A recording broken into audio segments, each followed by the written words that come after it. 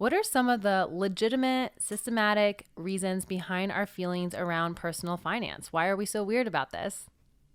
Sure. I mean, I think a lot of it has to do with internalizing money as something that is a personal, moral, or intellectual failing. I think we see this thing that is so ubiquitous around us, and like should be something that we talk about with each other and get the best advice and share our problems so that we can get help and all this stuff. But we see it as like shameful or embarrassing. And like, I think also if I'm putting on my conspiracy hat, it's that the rich people at the top have sort of made it so that it's taboo or tacky to talk about. So it's sort of seen as uncouth. And then we all go, oh, right, we don't want to be tacky. So then we never talk to each other and then we never get help. And we just live in this sort of isolating, stressful situation where we go, we don't know who to ask for help. We don't know who to talk to. And we don't talk to anyone because we think that we should have learned it by now. But there's almost no financial literacy. So I don't know. In my personal experience, I have no idea where I would have learned it. I don't have parents who know this stuff. Like, there's no place where it's like, oh, you just missed a day in school and you should have learned it. And I think that's true for most people. Yeah, I wish it was just one day in school that was Right? required for this. Yeah, exactly. I'm curious too. Do you think? I mean, you have your podcast, Bad with Money, and your book. Do you think? And obviously, there's been more financial literacy on the rise recently. I mean, we focus a lot on money related topics and salary topics at Career Contessa as well. Do you think this is getting better, or do you think it's like we're talking about it, but it's still, as you said, a tacky topic, something that people are still avoiding? I might have a skewed idea of this because people now just say things to me. Yeah. But yeah, I do think like people are talking about stuff a lot more, and I think social media has a lot to do with it. I see posts on Tumblr where people are very open about stuff and are very okay, like crowdfunding, asking for help, or posting like, if there's an article that some finance blog posts that is very myopic or that is very unhelpful or assumes everybody has a base level of income that obviously no one has, there are people will call it out. And I wonder too if that's like the younger generation just being more aware of social justice and being more aware of like how shitty and fucked up things are. So I think like I think there is like a wave, and I see it on Twitter a lot too, of people who are able to share their real experiences and are happy to answer questions and happy to share like what exactly is going on in their lives in a way that maybe people wouldn't in person to person situations. But like, someone posted something yesterday about healthcare, and then this one girl just was like replying to all about with all her healthcare problems and all of her money problems having to do with that. And it was so terrible to read, but refreshing to read. And I think like people are tired of keeping this stuff secret, and I love that.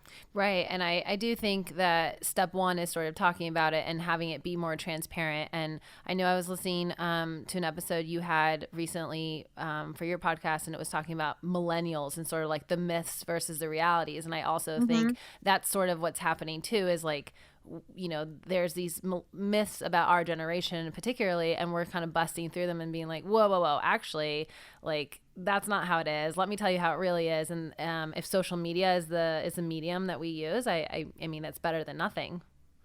Yeah, we're able to contradict and to fight back. We're able to reply and respond and write our own stories. And I think a lot of articles about millennials are sort of written with this baby boomer eye of like, judgment. And then we're able to, and then, it's a thing of like, who gets to write the articles, right? It's this people that are privileged, but then who has access to social media? Almost everybody. So then you get even more diverse voices in the responses to those articles than probably in the initial article. Yeah, it's true. It's true. Well, since you are a bit of a personal finance guru and expert, especially since you've been talking about this topic for so long, and part of why we have you here is to help us get our financial shit together. Let's talk about what are some of the best things we can do today, this month, and this year to get our financials in order. And maybe along with that, what are some of your favorite money resources? Yeah, I mean, it's interesting to be called a guru or an expert because I'm still so bad at this stuff, but I have learned a lot. Like I think like I'm still going through the process of learning all this stuff. And I think I am actually ahead of my peers in the sense that I've like taken my head out of the sand and am just looking into this. But it's so much and it's so overwhelming that I don't, if I hadn't made this my like full-time job, I don't know when I would have had time to do it. It Right. seems insurmountable. Um, I mean, a thing that I did was I printed out my bank statements and for a year, and I just went through them and highlighted different things and highlighted what I was spending on and figured out like, okay, how much did I spend on this? How much did I spend on that? What did I not need to spend on that I did? What, and just small things. Like I realized I was paying a lot for parking. And I was like, oh, why don't I just find better spots? Like take 5 minutes Right. instead of so like just small things like that. And that was huge. I mean, I never opened my bank statements. I never opened my mail. I started opening my mail. I never like thought about money unless it was dire or, I never took taxes into account as a freelancer. So I would always get shocked by tax time. It was really a lot of just being aware of stuff all of a sudden and being hyper aware of it. And like it eats up a lot of my mental space in a way that like if I had a different job, I don't even know how I would have the mental capacity.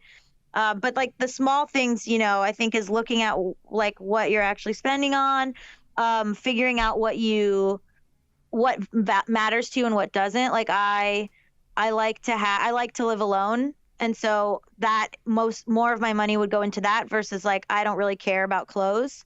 So I tried to like sit down and figure out like what do I really need the most and what do I not. I also am like very I mean I am very I don't want to make it like just that because I try to a lot of the show is very political. So I try to like, read and keep up on all the social justice aspects of things. I try to, vote or keep in mind like what's going on with minimum wage protests and what's going on with, healthcare costs and like just sort of recognizing trends that I think are really troubling.